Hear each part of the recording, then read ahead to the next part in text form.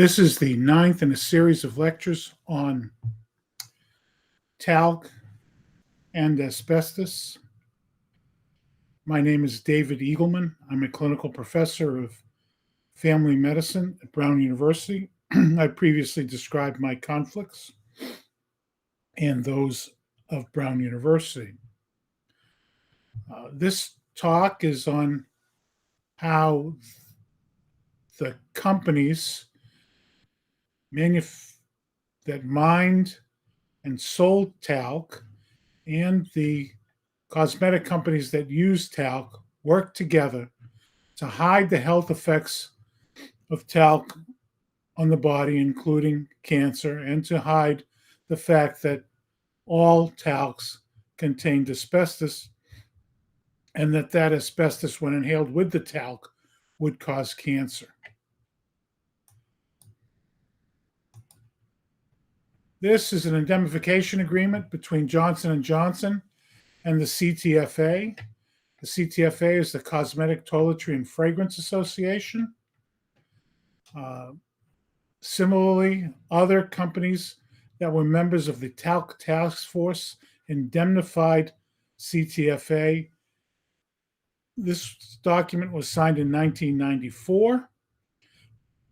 It indicates that they were all aware of the fact that they might be sued later on for the health effects of talc and asbestos in talc, and that they would cross-indemnify each other in case they got sued to pay litigation costs and costs of the litigation if they had to pay consumers when they got sick.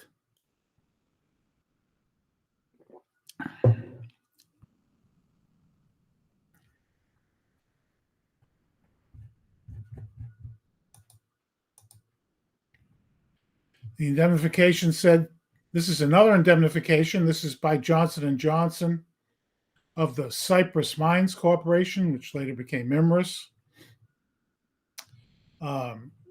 The Cypress Mines Corporation bought the Vermont talc mines from J&J in January 1989. And as part of that agreement, Johnson & Johnson agreed to indemnify Cypress if they got sued for health effects related to the sale of talc. And highlighted here is that language. Any product liability-based claim, suit, demand, or cause of action directed against Cypress, Windsor, or Western, or any of their affiliates arising out of the sale of talc or talc-containing products manufactured by Windsor, Western, J&J, or the affiliates of Windsor, Western, or J&J prior to closing, J&J's obligation of indemnification pursuant to sections 11.2 and 11.2, that's 5 and 6, shall survive the closing forever. First thing that the companies did was influence the FDA. This outlines the 6 major actions they took, which I'll be going into some of them in detail. Some of them have been covered in other parts of this lecture series. The companies threatened, lobbied to suppress the publication of the Lewin results, wherein he found asbestos in some talc products. They hid the confirmation of Lewin results that they themselves had funded from the FDA. In other words, some of Lewin's results were confirmed independently by some of the talc manufacturers and the cosmetic talc manufacturers and sellers. They misrepresented positive tests to the FDA. In other words, they had positive tests and they changed the reports, or without basis asserted that the positive tests finding asbestos were the results of contamination when there was no evidence of contamination. They misrepresented the absence of chrysotile. They told the FDA that chrysotile had never been found in their product, when in fact it had been repeatedly found in their products. They hid concentration methods that they had explored with their own consultants, which would have been a more sensitive way of finding asbestos in talc. This resulted in the self-regulation by the companies in the publication, although not actual formal acceptance, of the J4 method for finding asbestos, which did not test for chrysotile and which, before it was promoted, failed 86% of the time to detect asbestos in talc, where the asbestos had been put in the talc by spiking. This is J&J's pressure to the FDA, insisting that they not publish Lewin's findings of asbestos in baby powder. This is J&J speaking in a summary of a meeting with Dr. Schaffner of the FDA. When I pressed for assurance that the report, that was Lewin's findings of asbestos, would not be issued, he, Dr. Schaffner from FDA, said it would be issued only over my dead body. They also influenced the FDA to drop asbestiform, that's fibrous talc, which was in talc, from talc regulation. And here they take credit for getting asbestiform removed from any proposed talc regulation. Asbestiform talc in 1972, in October 72, was regulated as asbestos by OSHA, but the FDA never followed the OSHA recommendations. And they lobbied by using the ASTM, which is a corporate controlled standard setting organization. Ashton of J&J and people from the Archie Vanderbilt company both got talc, that's fibrous talc, removed from consideration, even though they knew that talc was fibrous. They argued that it wasn't. That is, some talc was fibrous. There's no question that some talc is fibrous, and that was known to J&J at the time. Here they are congratulating Ashton for keeping ASTM away from regulating fibrous talc. And here's Ashton taking credit for keeping talc out of the asbestos standard. They also lobbied international organizations. Here they are, for example, the International Standards Organization. They kept them from labeling talc, fibrous talc, as a regulated product.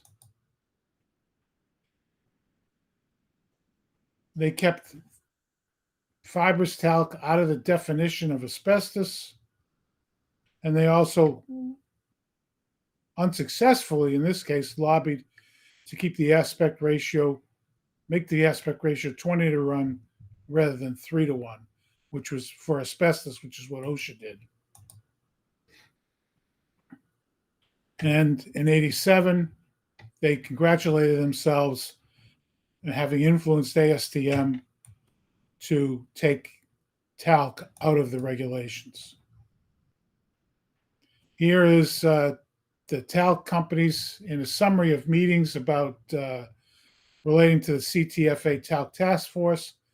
They deliberately not included a concentration technique, which would have been more sensitive way of testing for asbestos and talc, because they claimed it wouldn't be in the company's worldwide interest to do so. And that was because it was too sensitive a method. They lobbied the FDA to be self-regulated successfully.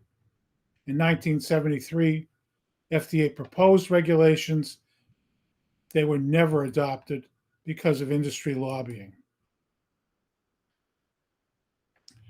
When the FDA suggested that concentration methods be used along with optical microscopy,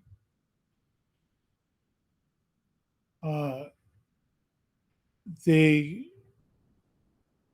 companies lobbied to stop it, although it became a backup method in the J4-1 test method. FDA planned on regulating talc because the industry wasn't adequately testing it. This is March 1976, after all the companies told FDA in a series of letters on March 15th that their talcs were free of asbestos. Ironman felt that the testing had been adequate, and he recommended, he was the head of, Ironman was the head of the cosmetics division. FDA recommended that a proposed regulation be drawn up stating essentially that talc would be asbestos free when examined by using X-ray diffraction and differential thermal analysis. Those are insensitive methods, but nonetheless, the FDA failed to adopt those regulations, as bad as they were. This is the 1973 proposed regulation where the FDA wanted the talc to be 99.99% free of chrysotile and 99.9% free of amphibole. The test method J4-1 could not find levels of tremolite less than 0.5%, thus it failed to meet the requirements that were proposed in 73. And of course, the FDA was convinced by the companies that there was never chrysotile, so J4-1 did not look for chrysotile. FDA suggested concentration methods, but industry withdrew that request, and the companies responded to the request by hiding what they knew about it. So they successfully proposed in October of 1976 a method that could not detect 0.5% or less tremolite, even though in 73 NIOSH said that this should be 0.1, and they included no testing for chrysotile. The test method was not sensitive. This is an example. If you have a bathroom scale, it doesn't register any weight, even though there's a feather there. A more sensitive method, which would be a concentration method in this case, would measure the weight of that feather. And this is the CTFA commenting on the fact that the TEM or electron microscopy would be ultra-sensitive and could be a problem because it would find asbestos, whereas the method that they had agreed to would not. This is 1 out of 7 labs only detected 0.5% tremolite in spiked samples. That's an 86% failure rate. Nonetheless, that's the method that they adopted. Their conclusion after sending it out for testing, their objectives were determine whether or not any 1976 production of major commercial talc products contain asbestiform amphibole contaminants, test and verify CTFA methods, J4-1.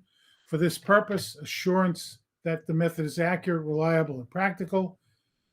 Schultz reported, and this is a quote from the meeting minutes, these objectives have not yet been achieved.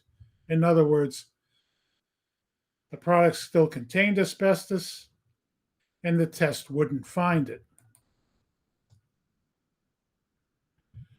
In addition, most importantly, the test results were to be reported as none detected, but intentionally left out the level that could be detected, which is less than 0.5%.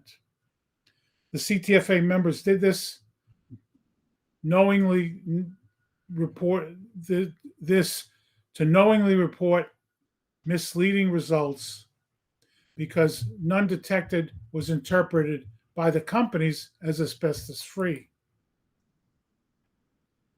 J&J opposed this, but eventually went along with it. They first said, and they pleaded according to their own words, for setting a quantitative limit for fibrous tremolite.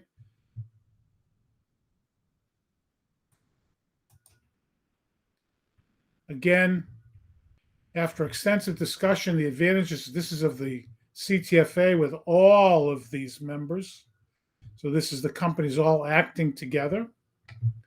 After extensive discussion of advantages and disadvantages of listing a 0.5% maximum limit as opposed to non-detected terminology, the Standards Committee voted for the use of the non-detected terminology against the recommendation offered by Johnson & Johnson.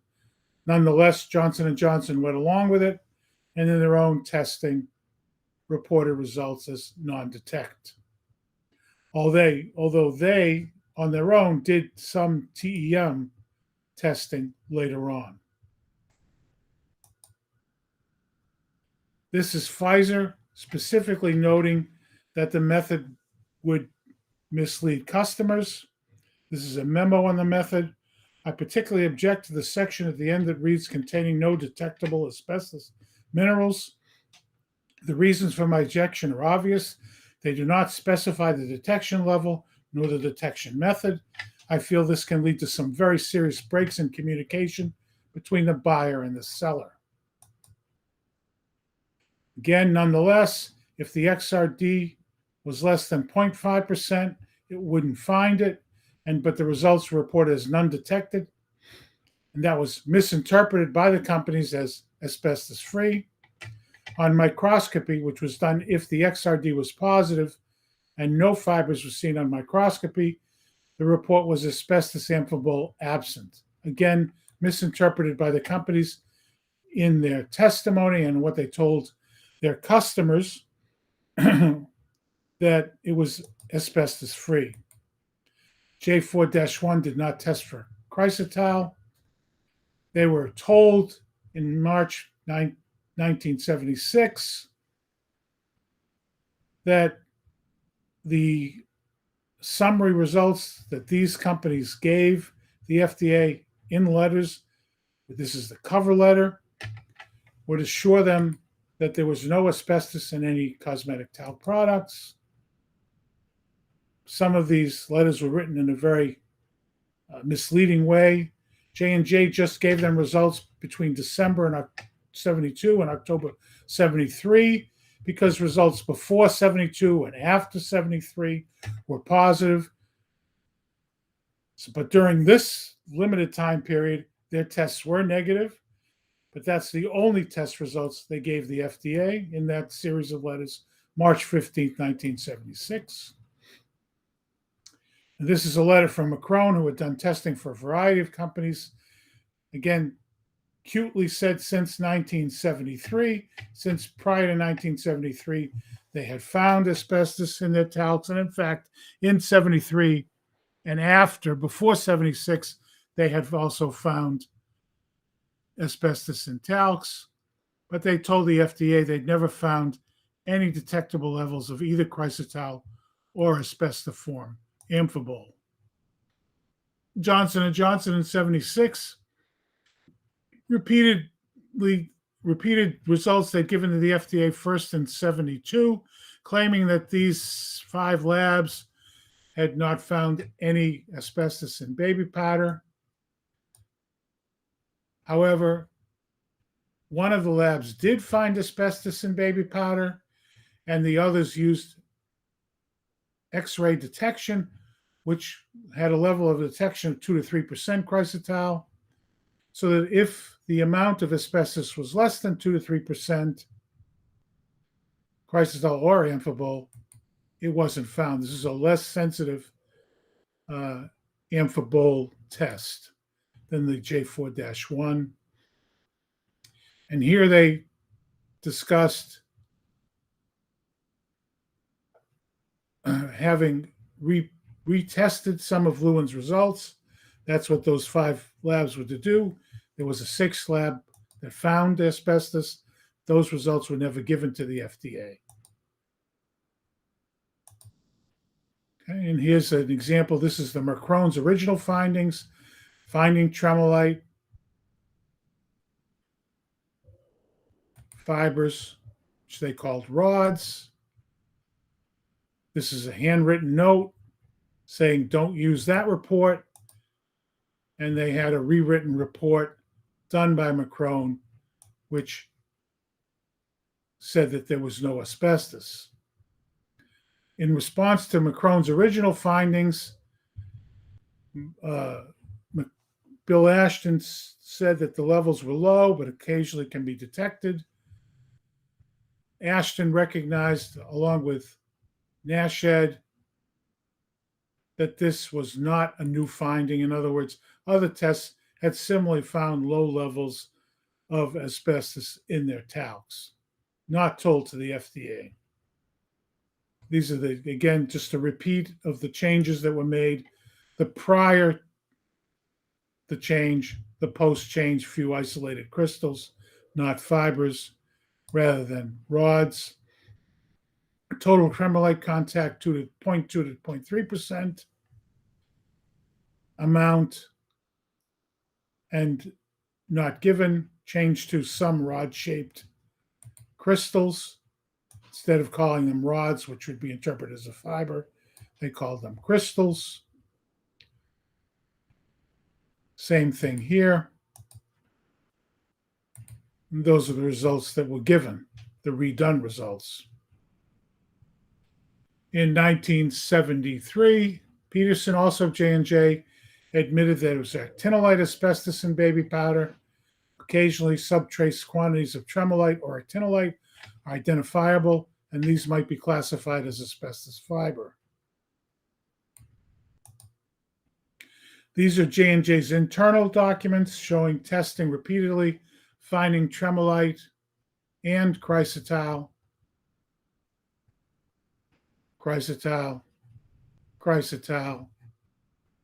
all before they sent the letter to the FDA saying their tests were negative. And of course, they continued to find asbestos after 1976 with TEM, not the J4-1 method. Here's again 1976, J&J specifically telling them serpentine is a word for chrysotile, that there were no chrysotile found in their test results.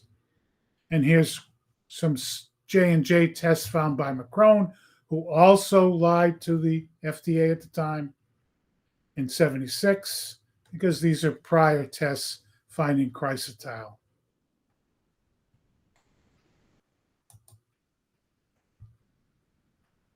This is what they told the FDA. This is what Macron told the FDA.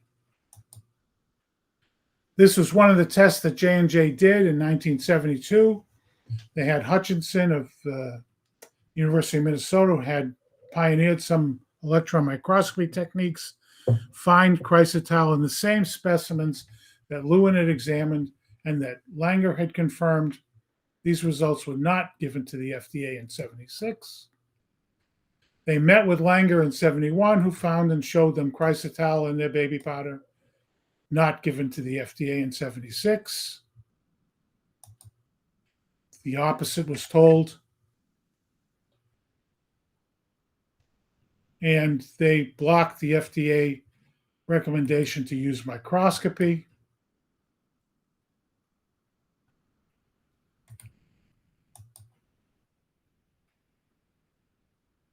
This is the cover letter that went with everybody else's letters, March 15th, 1976, asserting to the FDA that there was no asbestos in the talc. This is actual results that were hidden from the FDA by Avon, Cheeseboro Pounds, Colgate Palmolive, J&J, Macron, Sterling Drug, Whitaker, Clark, and Daniels, all of whom had had positive tests before 76. None of these tests were given to the FDA, and the FDA was given the opposite information by all these companies in a group letter. Rich Szynski of Luzenac denounced all test methods except TEM in an email to the FDA in 2001. We all agree, recognize XRD, PCM, and PLM are simply not sensitive enough to provide complete assurance that the talc is free of detectable asbestos. In this email to the FDA, which the FDA has never produced, he also said that If you find rock-like formations of tremolite, you should not sell it because it will also be contaminated with fibrous tremolite. This is a 2010 memo by Julie Pierre of Rio Tinto, which was a success of the Luzinac, talking about a presentation that Tamano of Minerals Technology were referring to the CTFA method as inadequate. And this is her telling Gary Tamano not to say that. On the advice of our product safety person, I toned down the references to USB and CTFA as being inadequate because we as talc producers tell our customers every day that the USB compliance is adequate. Lou apologized for using politically incorrect language. My apologies for the use of the term inadequate. I clearly wasn't thinking about it from that perspective, and that was not my intent. In other words, it wasn't his intent to tell the truth about the sensitivity of the test. He did that by accident. Thanks for removing it, as it can be misconstrued as politically incorrect, which I do not want. It is just my opinion that the current methods are not as good as they can be and can be improved upon it for achieving lower detection limits and reproducibility.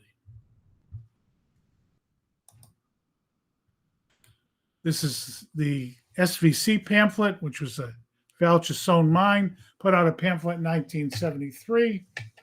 Johnson & Johnson traveled to Italy. The pamphlet said that there was asbestos in the mine and in the talc from the mine, traces of chrysotile.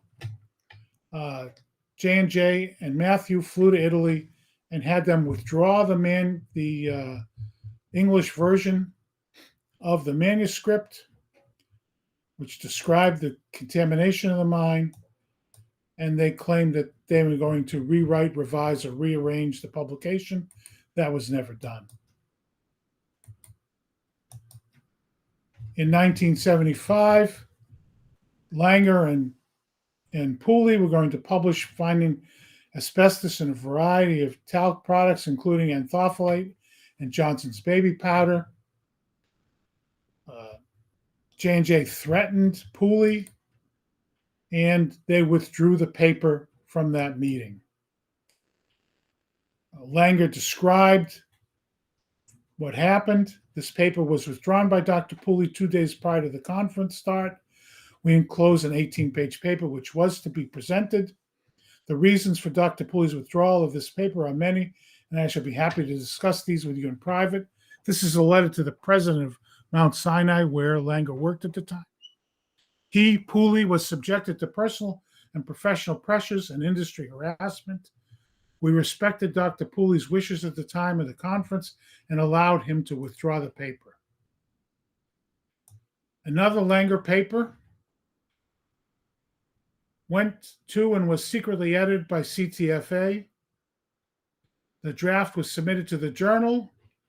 The journal, J&J and Estrin, got a copy of the draft. The journal inappropriately sent it to industry for review. J&J received the draft and forwarded to Krauss, one of their consultants. The journal editor communicates some known draft revisions. J&J receives a confidential final version of her paper. The Langer final version was accepted, including J&J edits. Krauss sent critique back to J&J as a draft letter to the editor. J&J edits the Langer draft. Some changes are implemented in the final draft. J&J plans to backdate the Krauss letter after Langer publication. Langer paper is published. Krauss backdated letter. Krauss's letter rebutting, or an attempt to rebut Langer, is published. And then J&J sends the unpublished Krauss letter and the published version to regulatory agencies to try to undermine Langer's findings. Estrin, the head of CTFA, had a special relationship with Melman, the editor of their Journal of Toxicology and Environmental Health.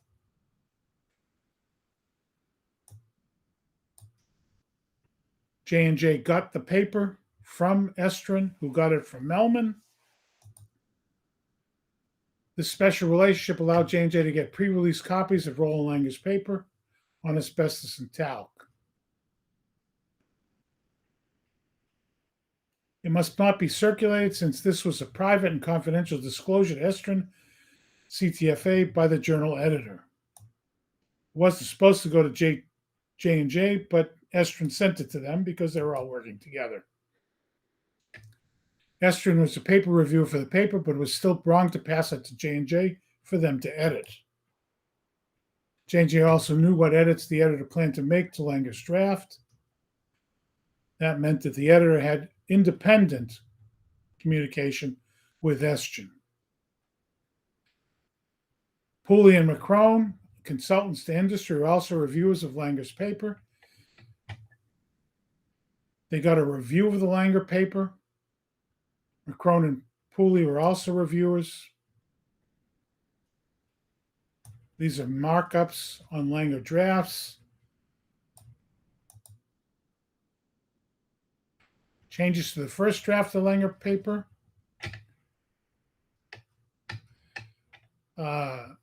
Langer wrote, most investigators suggested the occurrence of asbestiform amphibole minerals and thopholite, tremolite, possibly associated serpentine asbestiform mineral chrysotile, is responsible for most of the biologic effects observed from talc.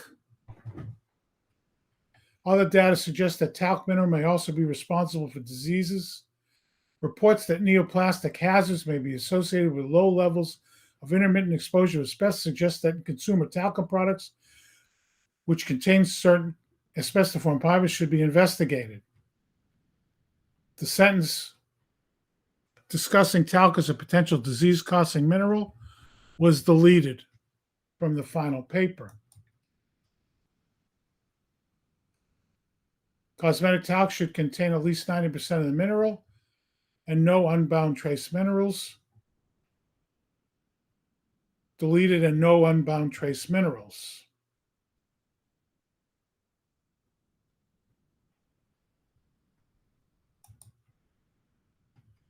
Changes to the first draft of Langer paper. Deleted highlighted text. Low quality cosmetic talc recommended steps to control asbestos in talc. Some of these products were sufficiently contaminated as to, this is Langer reviewing tests finding asbestos in talc to permit the categorization as industrial grade talc. The presence of asbestiform, anthophyllite, and tremolite in quartz suggests that several steps be taken as soon as feasible. That appropriate governmental agencies ensure that formulations for cosmetic grade talc be uniformly followed. Deleted. That appropriate analytic protocols be established to ensure product control. Deleted. That grossly contaminated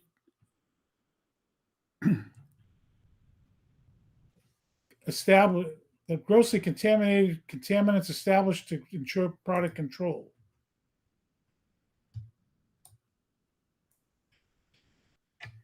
That grossly contaminated consumer talcums currently available for sale be withdrawn from the marketplace. That appropriate surveillance ensure that such formulations are not inadvertently reintroduced. That investigations be extended to determine what hazards are associated with talc contaminated with anthophyllite, tremolite, and chrysotile, and also with talc itself, especially in the modified crystal habit of the form, the fiber. That investigations be initiated to determine if health hazards exist from the use of talcum materials highly contaminated with those trace metals, which in other forms are known to have carcinogenic potential. All deleted. Studies have implicated asbestos-containing talcs in a number of other diseases, e.g. ovarian cancer and stomach tumors, with references. Deleted. And then, of course, they had Krauss respond to Langer's paper immediately after it was accepted. They edited Krauss's response. Mr. Lee presented Estrin a critique of the manuscript. Estrin suggested the critique be written as a formal letter to the editor. It was, but not by Dr. Lee from J&J, but rather by Dr. Krause of the Colorado School of Mines. J&J told Krause what to put in his critique. An outline of the scope of the article you and I have planned for the pitfalls of analyzing talc minerals for asbestos. The only substantive change we can trace to J&J was a change to the letter title, but their review does show that they had looked over and approved Krause's letter before it was published.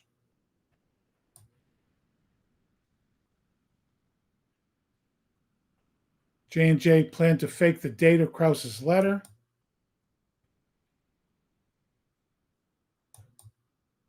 Letter was sent to the journal, and it was published without any acknowledgement of J&J's role in writing it. And it was published. That concludes Section 1 of concerted action by the companies to hide the health effects of talc.